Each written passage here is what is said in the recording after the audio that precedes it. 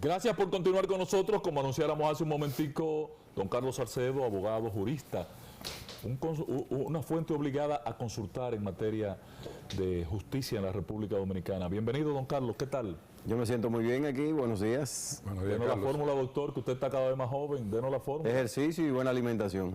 Cuidado si usted come mofongo en moca. No, lo que pasa es que una vez al año. Lo que pasa es que el doctor en pandemia se dejó toda su barba y ya se fue la pandemia, entonces cambió de una vez. Ahora es un joven, el joven Carlos Salcedo, hijo. Doctor, esta situación, ayer se creó una expectativa durante los últimos días de que ayer el Ministerio Público antes de las 12 de la noche iba a presentar caso. No presentó nada. ¿Consecuencias? La consecuencia es que dentro de los 5 días siguientes, la juez de la instrucción, el del tercer juzgado de la instrucción, debe intimar al superior jerárquico del Ministerio Público, en este caso de Wilson Camacho, que es el director del PETCA, y de la directora de persecución, que está incluida en el caso, para que en 15 días, a partir de ese momento, presenten acto conclusivo. Puede ser acusación, sabemos. En 5 días, 15 días. Primero 5 días para que el juez intime, y luego 15 días para que ellos presenten el acto conclusivo, que puede ser acusación, que sabemos que va a ser acusación, lo anunciaron. O archivos. De hecho, dijeron que tenían un caso impenetrable, y eso yo lo voy a explicar ahora. O puede ser archivo también, y eso es a petición de los abogados, de los imputados, o puede hacerlo, o está obligado a hacerlo de oficio el juez, porque se trata de un proceso que debe caminar de manera acelerada, de manera que pueda la defensa también tener la certeza de cuándo podría haber una decisión definitiva. O sea, la comunicación que debe cursarse al Ministerio Público, ¿lo hace de oficio el juez o por iniciativa de ustedes los abogados? Por ambos.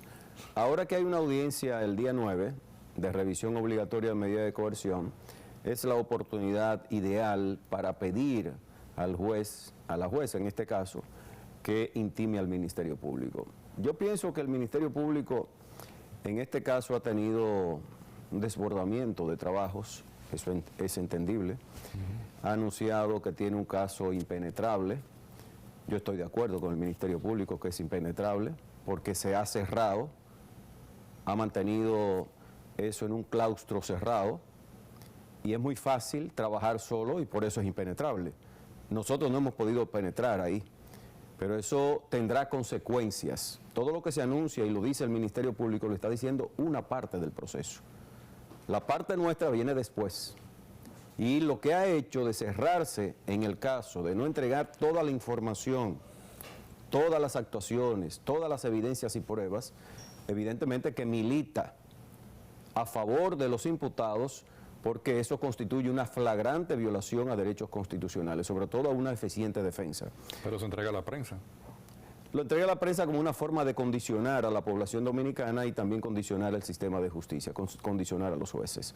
Y eso lógicamente rompe con principios cardinales. Si el proceso de investigación es una investigación discreta, ¿verdad? No oponible a terceros, sino a las partes del proceso, a la defensa, es decir, de conocimiento de la defensa, no de todo el mundo, el Ministerio Público está obrando precisamente para que su caso se caiga. Eso es peligroso, porque si hay una persona que ha querido que haya persecución contra la corrupción toda la vida y hemos trabajado por la normativa completa que tiene la República Dominicana, somos nosotros. No lo decimos para vanagloria, sino que ha sido una lucha incesante nuestra para que en la República Dominicana existan administraciones del Estado Dominicano que sean decentes, íntegras, eficientes. Su misma experiencia con el tema bancario en el año 2004. Totalmente, nosotros fuimos abogados de las autoridades monetarias y financieras y ahí están los resultados. Blindamos los casos, pero dimos la oportunidad a la defensa de que lo hiciera, de que se defendiera, que tuviera acceso a cada uno de los elementos que íbamos reuniendo. Ahí no hubo alteración del proceso, todo lo contrario. Sin show mediático. Sin show mediático, o sea, yo creo que el Ministerio Público actual tiene en la Procuradora General de la República un paradigma, y ese paradigma lo acompaña también gente como Wilson, como Jenny, que son gente que me merecen el mejor de los tratos y de los cariños, pero están obrando contrario a lo que establece la norma. Y eso me llama poderosamente la atención, me preocupa, no porque yo sea abogado ahora de Juan Alexis Medina Sánchez, sino por lo que eso significa de caras a un proceso que mañana ya será bilateral, el principio acusatorio, que es el que está en todo el entramado del proceso penal, ese principio implica que hay una participación activa de ambas partes en la conducción de la búsqueda de la verdad. Si usted obra en contrario a ese principio, evidentemente que está poniendo en juego incluso el caso. No, Fíjense entonces, lo que pasó en Odebrecht. raya y se acerca a lo que es persecución. Yo le pregunto a ustedes, No es Luni, unilateral. y a ti, Ángel, nosotros dijimos lo que iba a pasar desde el primer día en el caso de Odebrecht. Y el Ministerio Público no hizo caso. Le decíamos, ese caso se va a caer. Miriam se lo dijo, se va a caer. Y bueno, hay 2 personas que están condenadas, hay que ver ahora en un juicio en apelación, en un recurso de apelación, qué sucederá. De 15-2. Entonces, yo creo que hay un nivel de exageración y la utilización de los medios y de la sociedad en general que no conoce de estas cosas, que no conoce lo que técnicamente esto significa. Fíjense lo que pasó en Brasil. En Brasil se defenestró el expediente de Odebrecht totalmente. ¿Y por qué? Porque hubo un juez que actuó a su antojo, arbitrariamente. ¿El mismo esquema de aquí? Es el mismo esquema, pero no le luce ni a Miriam, mucho menos, ni a Jenny ni a Wilson, que son gente tan preparadas, con tanta experiencia y con tanto que dar. Yo tengo desde el 20 de mayo una decisión del tercer juzgado de la instrucción que le ordena entregarnos todo. Abran la carpeta fiscal, sean transparentes. Nos hicieron 3 entregas, pararon en julio, pero nunca nos entregaron lo que nosotros pedimos. Nos entregaron lo que a ellos les interesa que nosotros tengamos, pero no lo que ellos en los allanamientos reunieron que obren en favor de nosotros. El Ministerio Público debe reunir pruebas de cargo y pruebas de descargo. Sí. Ah, sí, pero muy bien, todo de cargo, ajá. ¿Y lo que me libera? ¿Dónde está? ¿Usted lo analizó? Si había, no había, qué Claro. encontraron, qué no encontraron. ¿Cuáles son las hipótesis alternativas que ha manejado el Ministerio Público? Ustedes han visto más de una hipótesis que no sea acusar. Desde el primer día ellos sabían que iban a acusar. Eso se llama prejuicio. Prejuicio es adelantar un juicio de algo que todavía yo no he terminado de investigar. O trabajar Todavía en función hoy. de un propósito. Pero, válgame Dios, las auditorías, que no son auditorías, son informes especiales de Cámara de Cuentas, ahora es que la tienen. ¿Y cómo es que sabían que esas irregularidades estaban si no había una Cámara de Cuentas que está obligada en los casos de corrupción a parir? Explique ese detalle, doctor. Las auditorías que ahora se ha presentado a la opinión pública que blindan el expediente antipulpo, ¿usted dice que no son auditorías? No, porque son informes especiales. La auditoría tiene otro esquema, otra estructura y otros contenidos.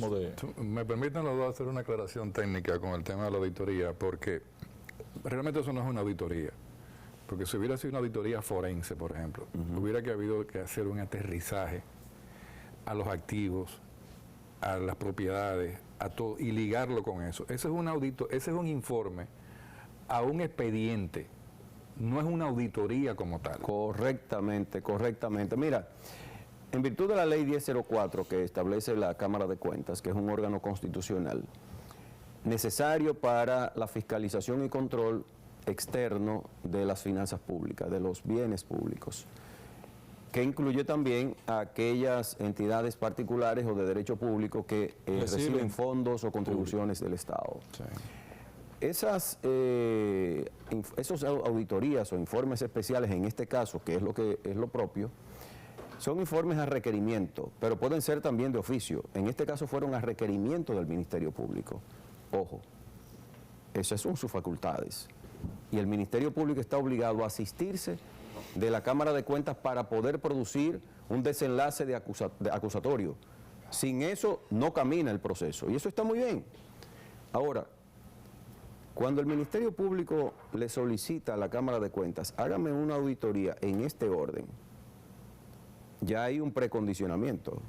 Vayan al terreno, claro, la normativa interna de la Cámara de Cuentas la conocemos, sabemos que tiene su estructura normativa, cómo se hacen los trabajos de campo y hay todo un diseño hay todo institucional. un protocolo en ese Ahora bien, ¿está el Ministerio Público en la facultad de hacerlo? Sí, pero yo solamente lanzo una pregunta.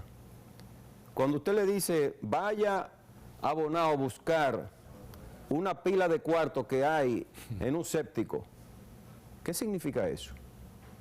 Y verifique que eso está ahí. ¿Y por qué usted no le dice que también en el otro lado, del otro lado, no solamente hay un séptico, sino que hay la prueba de que ese séptico se hizo con bienes públicos, con fondos públicos, y que además están debidamente justificados, que tiene todo su presupuesto, que tiene todos sus conduces, que tiene toda la prueba, pero no vaya ahí, porque eso no se le dice. O los títulos de propiedad de un terreno. Exactamente. Entonces, hay un condicionamiento por el prejuicio que ya el Ministerio Público tiene en este caso. A mí me gustaría, yo soy un hombre de retos, a mí no me gustan las cosas mal hechas. A mí me gusta que un Ministerio Público realmente presente un expediente blindado, impenetrable. Pero en este caso lo ha hecho al revés. Blindado pero penetrable. Exactamente. Con acceso a la información. Exactamente. Déjenme la oportunidad de yo verlo, el expediente. ¿Cuál es el temor a que yo lo vea completo? Doctor. ¿Qué oculta el Ministerio Público que yo sepa que le puedo dar duro? Duro, para que ellos estén preparados porque tienen la formación para eso. Entonces el Ministerio Público evidentemente está obrando en su propia contra, porque a final de cuentas el expediente se le va a caer en el proceso. ¿Es impenetrable? Sí, es impenetrable. Claro, usted lo hizo impenetrable a la defensa. Hágalo penetrable a la defensa para que tenga garantía de blindaje. Ahora mismo está totalmente desprovisto. Es al contrario. Es tan penetrable el expediente que lo que hicieron impenetrable va a hacer que el proceso se caiga. Lo he anunciado hoy con firmeza de lo que estoy hablando, técnicamente hablando. Esto no es un asunto de palabrerías baratas, no. Nosotros no nos acostumbramos por eso. Y lógicamente podría haber la posibilidad de que tengan algunos elementos, evidencias que sirvan para algo, pero si usted me lo ocultó, ¿qué va a ocurrir? ¿Que lo van a excluir? ¿Ustedes no recuerdan lo que nosotros anunciamos en el caso de Brecht? Que esas delaciones las íbamos a sacar porque no eran parte de un proceso en la República Dominicana y porque no se condecían con lo que establece la normativa dominicana. ¿Fue así o no fue así? Así fue. Así fue. Y ellos predicaban que eso era impenetrable, que era... No, señor, ábrase. Tuvieron la oportunidad de enderezarlo. En este caso, si nosotros hubiéramos participado activamente en la defensa, probablemente hubiéramos contribuido a que tuvieran una hipótesis sólida. ¿Sólida? Y hubieran obligado, si hubiera pruebas, que yo no lo sé, hubieran obligado a nosotros sentarnos posiblemente a buscarle una salida alternativa al proceso. Así es, doctor. ¿Y hubieran ganado? Hay dos elementos que uno logra identificar como válidos para fortalecer ese expediente que ha dicho el Ministerio Público. Uno es las auditorías que ya referimos, que dice Luna Valiente no son auditorías, usted confirma. Y el otro es las delaciones premiadas. Sí, aquí no existe la figura de las delaciones premiadas, pero es el símil de lo que está es un practicando. símil y lógicamente el Ministerio Público... ¿Cómo se llaman aquí, doctor? Son testigos protegidos en algunos casos, pero en este caso no son protegidos porque son conocidos. Sí, exacto. Entonces, lógicamente, pero entra dentro de la figura del principio de oportunidad del artículo 370. Cuando una persona da una información relevante y aún siendo coautor, diríamos, de todos los hechos, y su información permite la identificación de hechos, personas que pueden calificar trascendentemente y por contribuir a un buen proceso sólido, una acusación que pueda servir incluso como principio de sentencia condenatoria, pues tiene la alternativa de negociar. Y eso es válido, eso está perfectamente previsto en la norma. Sin embargo, hay que tener en cuenta una situación. De los 10, tengo entendido que hay 7 negociando. 7 negociando. Por eso están fuera, porque han contribuido, han dado información relevante a juicio del Ministerio Público. Yo estuve en una de las audiencias, he estado en todas las audiencias, donde algunos de los imputados declararon. Una declaración relevante, yo voy a preguntarle si es relevante. El ingeniero Francisco Pagán, que me merece todo el mayor de los respetos, dijo que reconocía que Juan Alexis Medina Sánchez tenía todas las relaciones del mundo con el Contralor, con el otro. Yo le pregunto a ustedes, un hermano del presidente de la República, ¿en qué despacho no entra?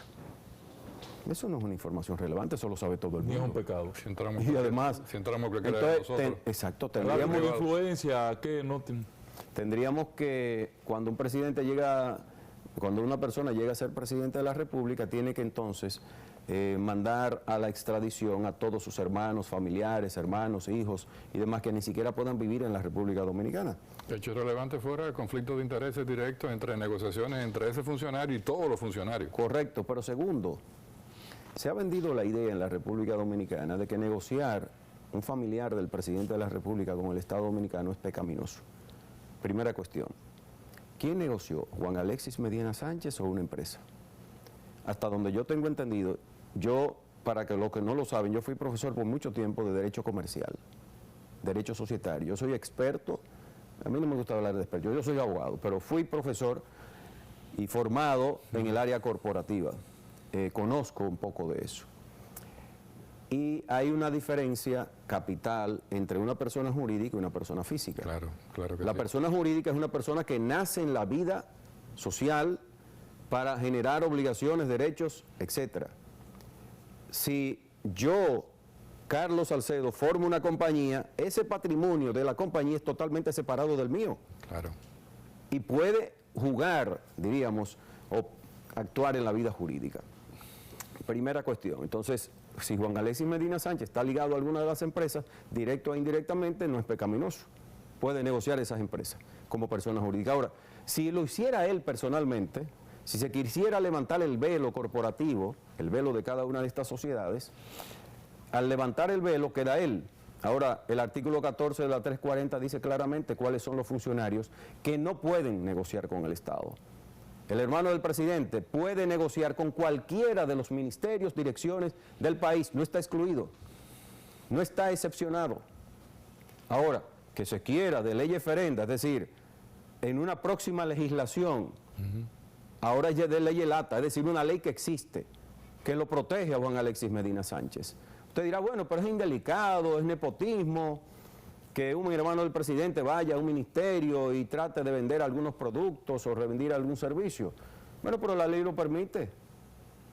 Entonces, Doctor, ¿a quién van a condenar por eso? Yo le A pregunto la empresa la ustedes. van a meter presa. Pero además, ¿por qué?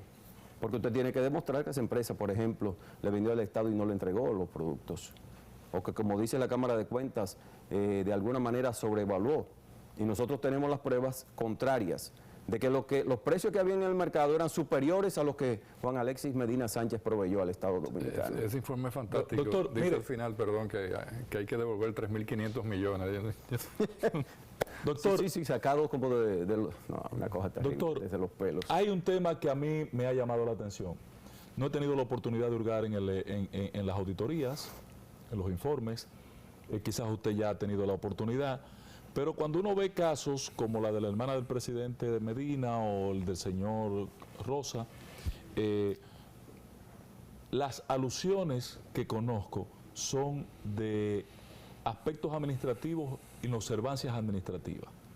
Y ya tienen un año preso, con un año de condena. De prisión preventiva, pero es condena. Entonces, uno dice, ¿dónde hacen esquina? Número uno, ¿qué va a pasar con esto si no se detectó en las auditorías, en la investigación, más que acciones administrativas insatisfechas, incumplimiento? ¿Cómo se resarcir el daño? Segundo, ellos eran realmente un peligro para la investigación, que tenían que estar presos, porque lo que aludió el Ministerio Público era que eran un peligro para la investigación. Peligro de fuga. No de fuga, no a la investigación. Sí, es eso, Sí, peligro de fuga. obstruir. Obstrucción de la justicia. Mira, yo digo también con tristeza, con pesar sincero, que la República Dominicana en el Ministerio Público y el endoso de muchos jueces en el país, la libertad no se ha convertido, no es la regla, la libertad es la excepción cuando se trata de un proceso judicial.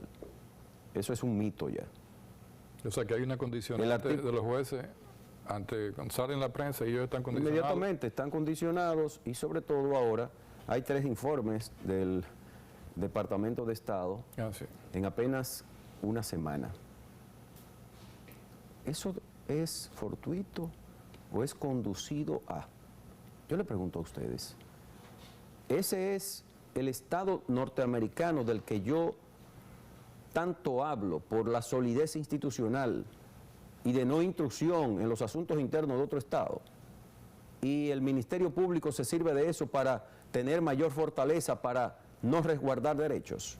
Si el artículo 40.9 de la Constitución establece que la medida de coerción, no solamente la prisión preventiva, cualquier medida que limite derechos, cualquier medida es excepcionalísima en el caso de la prisión preventiva. Es excepcional para cualquier medida. Excepcional. Usted no puede impedirle a una persona que transite fuera del país porque tenga un proceso judicial. Si se demuestra que no constituye un peligro de fuga, que tiene arraigo en la República Dominicana, yo le pregunto a ustedes, ¿quién puede suponer que Juan Alexis Medina Sánchez se va a ausentar del país? ¿Cómo puede obstruir Juan Alexis Medina Sánchez las pruebas del proceso cuando está preso, cuando todo lo que él tenía se lo allanaron y se lo llevaron? ¿Cuál es la prueba que va a alterar? Ahora que salieron los informes de Cámara de Cuentas, que era lo que le faltaba, entre comillas, al Ministerio Público, ¿cómo puede penetrar Juan Alexis Medina Sánchez en la Cámara de Cuentas cuando ya su investigación se cerró? Cuando ya las investigaciones especiales están totalmente integradas. Entonces, la obstrucción de la justicia en este caso es al revés. Es el Ministerio Público que está obstruyendo la búsqueda de la verdad. Quien debe ser acusado de obstrucción de la justicia en virtud de lo que dispone la propia ley orgánica del Ministerio Público, la 136. El Ministerio Público. Es el Ministerio Público. Entonces, aquí nos estamos lamentablemente rasgando las vestiduras, viendo la actuación del Ministerio Público, de un Ministerio Público que lo único que se espera es que respete la ley y la Constitución. Ustedes tuvieron inclusive problemas de acceso inicial por un tiempo largo a su cliente, de estar en contacto con él, y se les restringió. Meses sin poder ver a Juan Alexis Medina Sánchez, meses, con revisiones de medidas de coerción, con medidas de coerción, en una solitaria. ¿Ustedes saben lo que es una solitaria? Sí, sí. Finalmente, doctor, O sea, muy breve, ¿está judicializada la política o es política judicializada? no hay ninguna decisión de esta naturaleza que se tome sin un cálculo político. Excelente. No hay ninguna decisión en el mundo, porque eso no es malo. Oigan bien, es un tema institucional. Brasil es el mejor ejemplo. Claro. ¿Quién es el que dirige la política criminal del Estado? El gobierno de turno. ¿El gobierno? ¿Quién designa a la procuradora? El gobierno. El gobierno. Y eso es un sistema presidencialista. Ni es bueno ni es malo. Simplemente ese es el sistema que tenemos. Por lo tanto, cuando se va a iniciar un proceso de investigación, a acusar, se hace un cálculo político. ¿Por qué? Porque la política de persecución de la corrupción pasa por el sedazo de la selección de los casos. Usted no puede perseguir a todo el mundo por todo. Exacto. Y por cualquier cosa administrativa, como tú decías, Ángel. Ahí lo que son, si hay algún tema, son asuntos meramente de índole no observancia administrativa. Doctor, gracias. Excelente. Y la verdad que uno aprende, usted es una consulta permanente. Gracias del alma a Me ustedes. va a regalar unos 10 minutos esta tarde. Bueno, gracias señores, gracias al doctor Carlos Salcedo, abogado responsable de la defensa técnica de Alexis Medina, principal acusado en el caso Pulpo, que nos ha orientado en el día de hoy. Ese tema de los 3 informes del Departamento de Estado es digno que le demos seguimiento, doctor. Claro. Te pone el dedo en la llaga. Señores, gracias. Para Luna Valiente y para mí un gran placer haber estado con usted. Gracias, buenos días. Gracias, doctor.